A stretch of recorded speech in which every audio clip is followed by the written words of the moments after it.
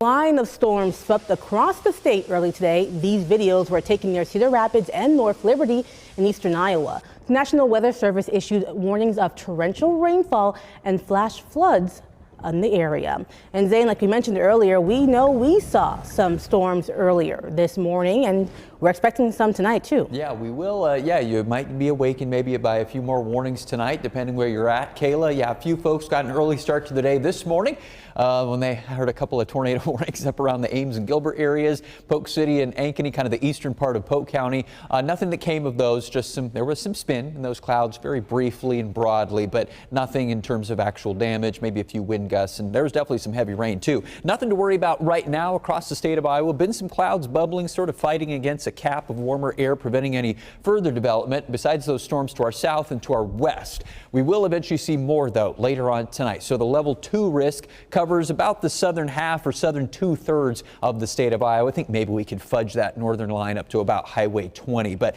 you get the picture here as we head through the overnight hours, especially after midnight, 1 a.m. and then through about sunrise. The first part of our Sunday is when the probably the highest level of severe threat is possible. Severe winds, so maybe a brief spin up, a tornado or two can't be ruled out, and there's going to be some pockets of some heavy rain here too with some of these storms later on tonight.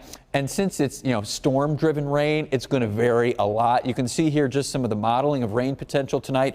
There's a lot of variation here in where we're going to have anywhere amounts from 1 to 2 to 3 inches, maybe some locally heavier amounts, but most folks are going to fall into that range. If you don't get under one of these real couple heavy storms, then maybe you don't see that much, kind of like what we saw late last night and into this morning. Now, because we've already seen plenty of rainfall and we've got some more possible tonight, there is a flood watch that's in effect starting, I think, officially at 7 o'clock this evening and then lasts through tonight and into tomorrow. All of your green colored counties, so about Highway 20 southward and kind of stretches from the south, from west to east across Iowa. That's where these storms are most likely to form. So your urban areas with all that concrete and your low-lying spots, most vulnerable tonight. So just keep that in the back of your mind when you head to bed. Make sure you have all your, apps, alerts, phones, radios set, all that good stuff. Here, let's see what we're looking like tonight. So a few isolated storms are possible this evening, kind of in the vicinity of a boundary that's sort of draped west to east across the state, sort of between, let's say, I-80 and Highway 30.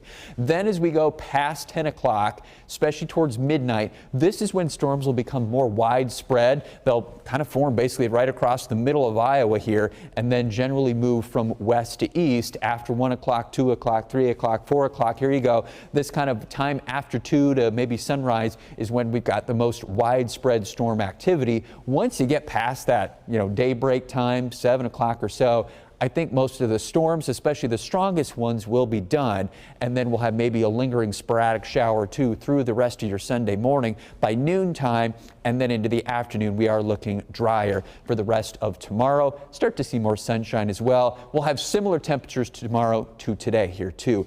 80s, maybe some 70s up to the north, but I would say low to middle 80s, probably feeling more like the low 90s. The real heat still on track for next week, especially towards Tuesday, Wednesday. It looks like we'll be dry both those days, so nothing to impede those temperatures shooting up, and a lot of that humidity means we're probably going to be in the 100 to 110 degree range.